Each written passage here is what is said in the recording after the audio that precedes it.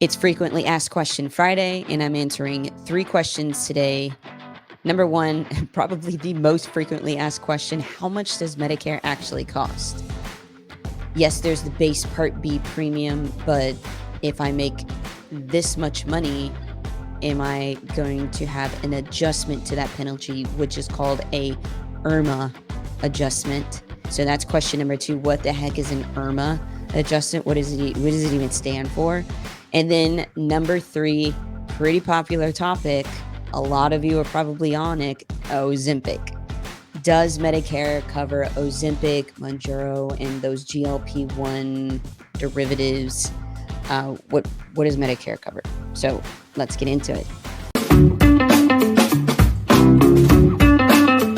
Okay, so if you are new to this channel, it's all about Medicare. In fact, I do have a free Medicare 101 webinar you can attend. The link is in the description below. I also have a book that I've written. Also, there's another link in the description below how to get it.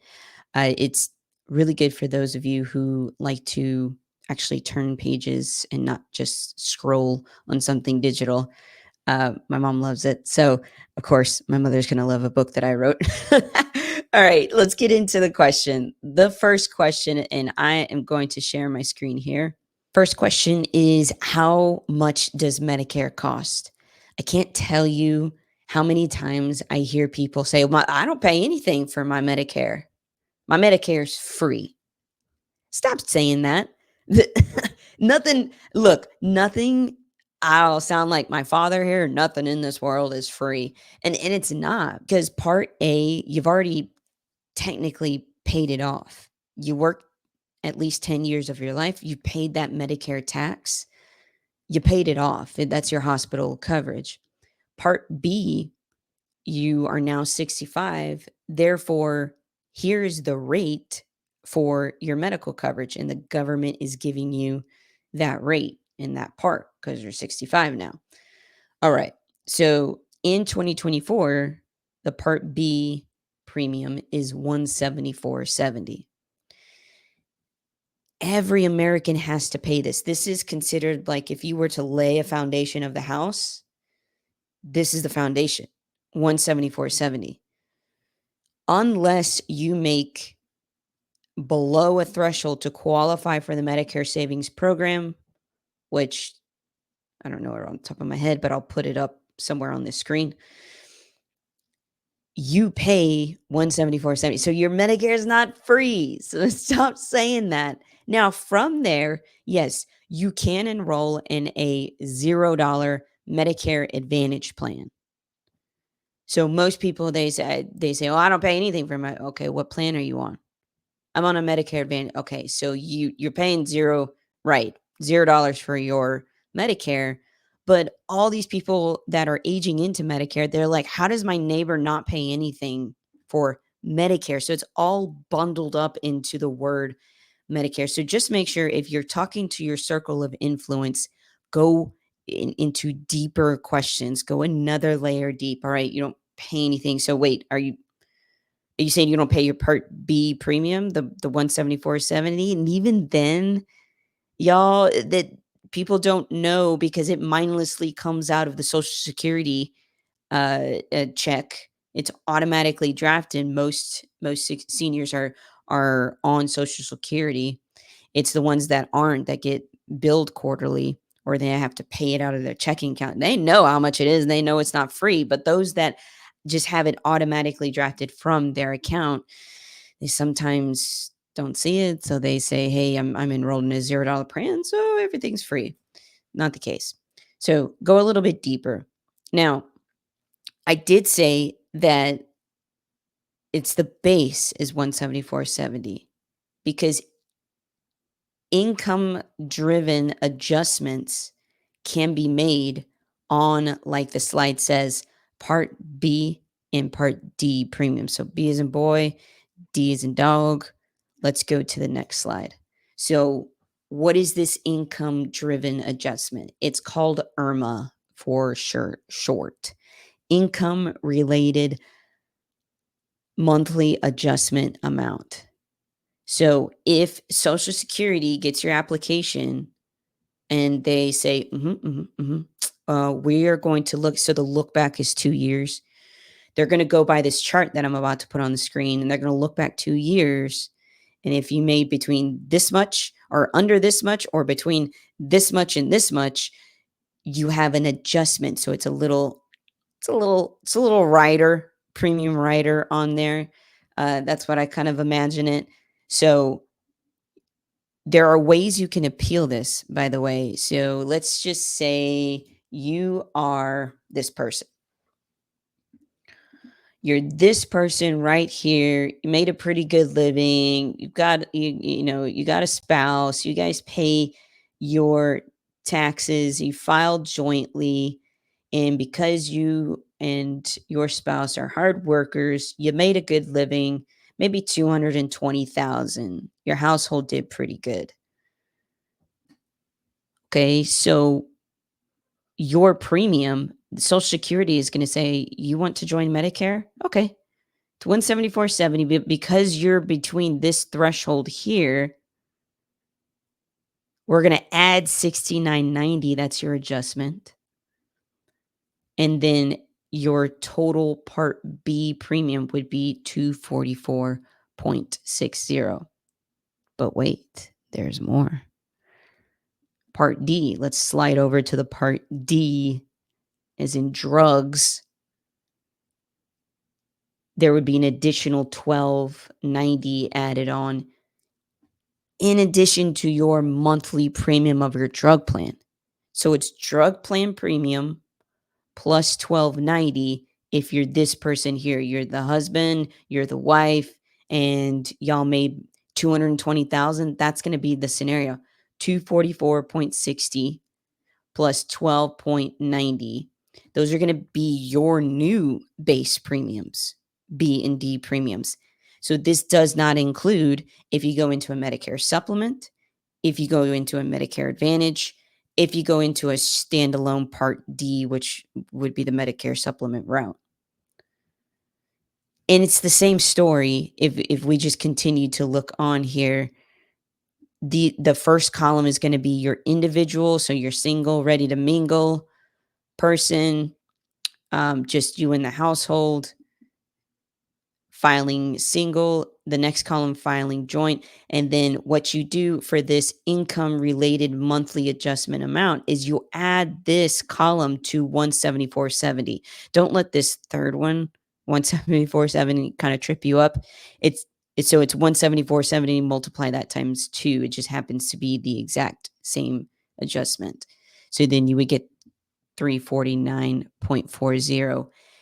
This is per person. So the husband and wife, they're going to pay, in this scenario, 349.40 each. You may be thinking, well, that is not a good deal. I may stay on my group insurance. Most people do. Some people do. We got to do these calculations to make sense of it all. Here's the thing: if you turn that form over and your spouse peels you off from the ceiling, this turns it over. I don't always say she; it could be he. Depends who's more level-headed. They'll peel you off from the ceiling. It says we can appeal this because let's just say the same household. Let's go back to that 225 couple, and now one of them is retiring, or maybe both of them are retiring, and they no longer are going to make the 225 in the foreseeable future in their retirement. They can appeal. It says, oh, wait. I'm not going to make that much. Please readjust. And if it falls below that first threshold, which is 206,000, then the monthly premium would be 174.70. There would be no adjustment here. And then same thing in the Part D adjustment. Just whatever drug plan premium that you enroll in, that would be the only thing as far as Part D premiums that you would be paying. So pretty easy, but let Social Security let the whole triggering process happen first. Don't try to do all of this in the very beginning. You're only going to do this when you will apply for part A and B, or just part B because you already have part A, because it's a part B adjustment. So it will trigger upon that application. They're going to say, per our calculations, this is what we got. And you say, mm-mm, or you say, dang, I guess they got me. Because the next year, so we're in 2024, they're looking back at 2022. When they're in 2025, they'll look back at 2023. So I think this answers the question pretty well. If you have a question that you would like me to review on this channel, go ahead and drop it in the comments. Does Medicare, this is a cool question. This is a trendy question. I'm sure Kim Kardashian will be asking this whenever she turns 65. Does Medicare cover Ozempic, Mounjaro, or any of the other of those GLP-1 very trendy, I think they're antagonist?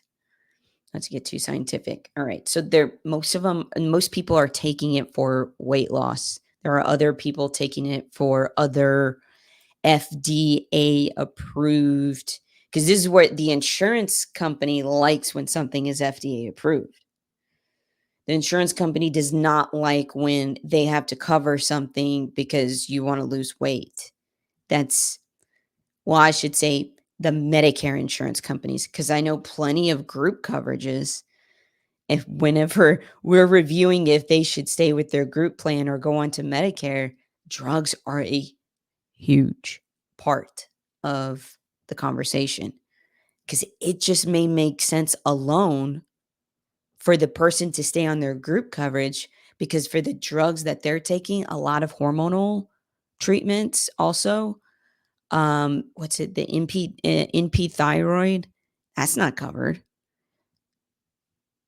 So when I am reviewing somebody's drugs, I say, hey, what are you paying on your group coverage? And then I run it through Medicare. If it makes sense, let's go to Medicare. If it doesn't, they're staying with their group coverage as long as possible. Or I guess in this scenario, until you lose the weight.